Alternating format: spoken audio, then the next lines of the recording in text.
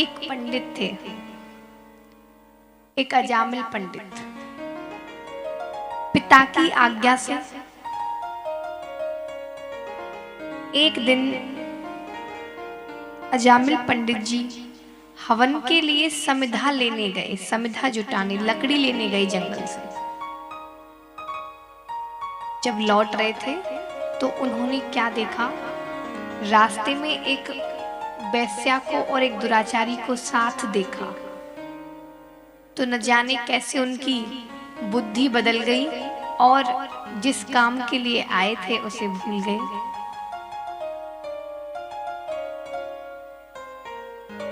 और उस वेश्या के साथ ही रहने लगे।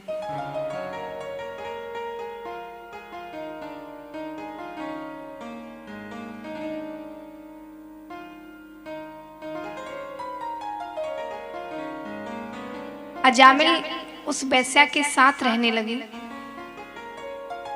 जैसे बांसों के झुरमुट में लगी आग बांसों को जला डालती है, वैसे ही धर्मज्ञ और श्रद्धावान धीर पुरुष तपस्या, ब्रह्मचर्य, इंद्रियां दमन, मन की स्थिरता, भीतर बाहर की पवित्रता, सत्य तथा यम एवं नियम, इन 9 साधनों से मन, वाणी और शरीर द्वारा किए गए बड़े बड़े पापों को भी नष्ट कर देते हैं बुरे कर्म।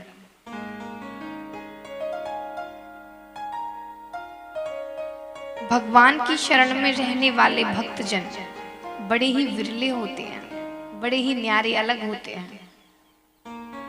केवल भक्ति के द्वारा ही अपने सारे पापों को उसी प्रकार भस्म कर देते हैं जैसे सूर्य कोहरे को।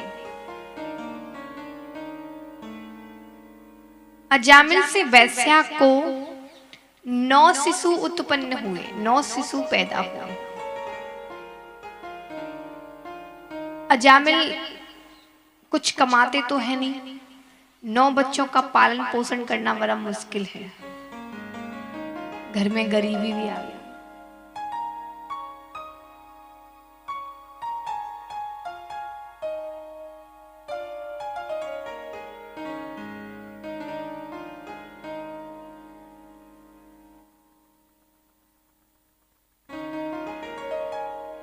जब गरीबी आ जाती है तो आपने देखा भी होगा कभी कभी गरीबी में दिमागी संतुलन बिगड़ जाता है, मनुष्य परेशान हो जाता है। और मान लीजिए कि घर में कुछ भी खाने को नहीं है, तभी कोई अतिथि आ जाए तो कभी कभी वो अतिथि भी बुरा लगता है। बुरा क्यों लगता है? इसलिए कि हम लाचार हैं, हम इस अतिथि की कोई सेवा नहीं कर सकते, हमारे घर में कुछ भी नहीं है। अब कैसे करें सेवा, कुछ किससे मांग कर लाएं, कैसे करें, क्या करें? तो बड़ा बुरा लगता है अतिथि अगर गरीबी में द्वार पर आ जाए। तो इसी तरह इस गरीबी में अजामिल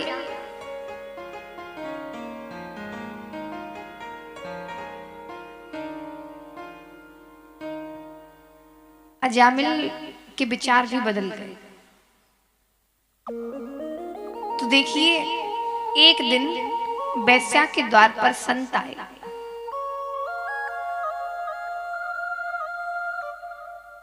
अजामिल को तो क्रोध आ रहा है संतों को देखकर कि हमारे पास कुछ भी नहीं है खाने को, इन्हें कहां से लाके दें। मगर नारी दिल की बड़ी दयालु होती है। वेश्या ने देखा कि मेरे द्वार पर संत आए हैं,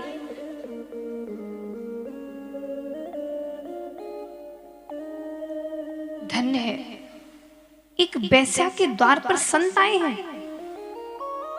बड़ी प्रसन्न हुई, बाहर भागी चली आई और संतों से कहने लगी, धन्य है प्रभु, मुझे आपके दर्शन हुए। इतनी कृपा की मुझ पर कि एक वेश्या के द्वार पर आज संत पधारे हैं। संतों से कहने लगी, लेकिन महाराज मैं बड़ी अभागी, मैं तो एक वैश्या हूँ, मैं तो इतनी अपवित्र हूं कि आपको अपने हाथों से जल भी नहीं पिला सकती।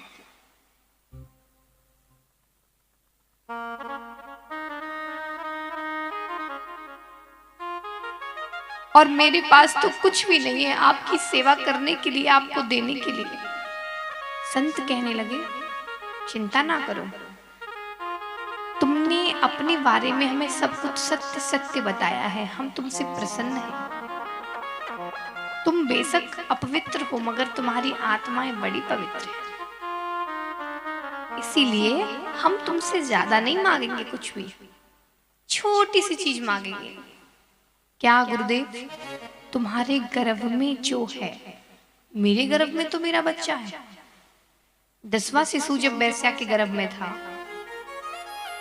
तो कहने लगी कि मेरे गर्भ में तो मेरा बच्चा है। तो संत कहने लगे, हाँ, बस उसी का नाम नारायण रखकर इस वचन को हमें भिक्षा में दे दीजिए कि आप उस 10वें पुत्र का नाम नारायण रखेंगे। वैश्या कहने लगी, बस इतनी सी बात है तो ठीक है, हमने आपको वचन दिया कि हम उस बच्चे का नाम नारायण ही रखेंगे। संत वहां से चले गए।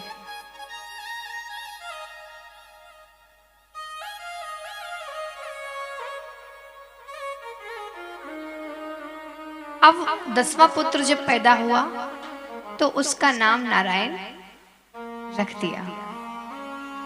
जब घर में कोई छोटा बच्चा हो तो पूरा परिवार, रिश्तेदार, पड़ोसी सब उसी बच्चे को खिलाते हैं। तो ऐसे ही अब तो नारायण को सब खिलाते रहते हैं। अजामिल को तो बड़ा ही प्रिय है सबसे छोटा बेटा नारायण। बस हर समय नारायण नारायण नारायण नारायण करते रहते हैं, उसे खिलाते रहते हैं। धन्य है, किसी बहाने से ही प्रभु का नाम तो ले रहे हैं।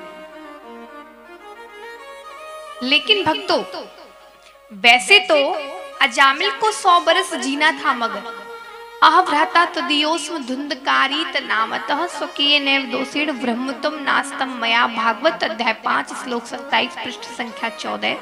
अथवा अतः प्रेतोत्तमापन्नो दुदर्शाचम बहाम्य हम वाताहारेण जीवाम देवाधीन फलोदयातः। भागवत अध्याय 5 श्लोक 29 पृष्ठ संख्या 14। अथवा नमादृष्कृतनो मढ़ा प्रपदन्ते नराधमा माया प्रत ज्ञानम आश्रम भाव मत्सरता। गीता अध्याय 7 श्लोक 15। अथवा वैरिणोप से वेत्साहच्य वैरिणः अर्धामिकम तस्करच्च प्रत्यच्च योस्तम। मनु स्मृति अध्याय 4 श्लोक 33 पृष्ठ संख्या 129। अथवा नहिस्य मना युष्यम लोकी किंचन विदते या दृश्य पुरुषे परादरोप सेवनम। मनु स्मृति अध्याय 4 श्लोक 34 पृष्ठ संख्या 129। इन सभी श्लोकों का रिजल्ट अर्थ ये है कि वैसे तो अजामिल को 100 बरस जीना था, मगर पराई स्त्री की संगति करने के कारण, पराई नारी का संग करने की वजह से 100 में से 12 साल कम 88 वर्ष में ही अजामिल की मौत आ गई।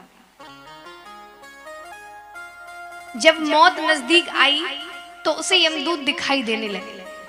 तो अजामिल सबसे छोटे बेटे को पुकारने लगे प्यार की वजह से, नारायण, ओ नारायण, नारायण तू कहाँ है? नारायण, देखिए यमदूत मुझे पकड़ के लेके जा रहे हैं, कहाँ है तू नारायण? नारायण मुझे बचा ले, नारायण, नारायण, ओ नारायण। इधर में भगवान के दूतों ने सोचा ये तो कोई भगवान का भक्त है, नारायण नारायण कर रहा है। तो भगवान के दूत आए और नरक के दूतों से छुड़ाकर जबरन कहने लगे ये तो हमारे प्रभु का भक्त है, नारायण नारायण पुकार रहा है। जबरन अजामिल को स्वर्ग में ले गए। प्रेम से बोलेंगे जय जय श्री राधे। धन्य प्रभु।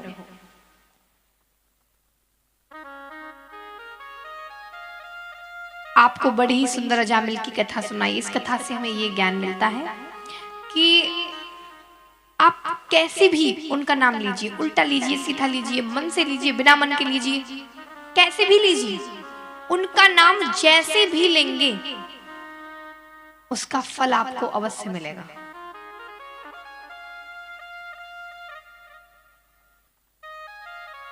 नाम उच्चारण करने से भूतमान, वर्तमान और भविष्य के सारे पाप भस्म हो जाते हैं।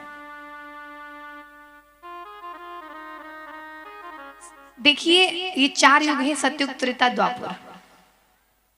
सतयुग में ध्यान से ही कल्याण हो जाता था, त्रेता युग में यज्ञ करने से कल्याण हो जाता था, द्वापर युग में अर्चा पूजा से कल्याण हो जाता था, और कलयुग में मात्र भगवान के नाम से कल्याण होता है। अगर कोई मन से प्रभु का नाम ले तो। अंत काले च मामेव स्मरण मुक्त्वा कलेवरम यह प्रयाति समद्भावम याति नास्त्यत्र संशयः। गीता अध्याय 8 श्लोक 5। इसका मतलब है सामति सागति, अंतमति सोगति। श्री कृष्ण भगवान ने अर्जुन से कहा, जब गीता का उपदेश दिया कि हे अर्जुन, जो अंत समय में, देखो अकस्मात मौत हो जाए तो कह नहीं सकते, वरना जब मौत नजदीक आती है तो थोड़ा सा आभास होने लगता है।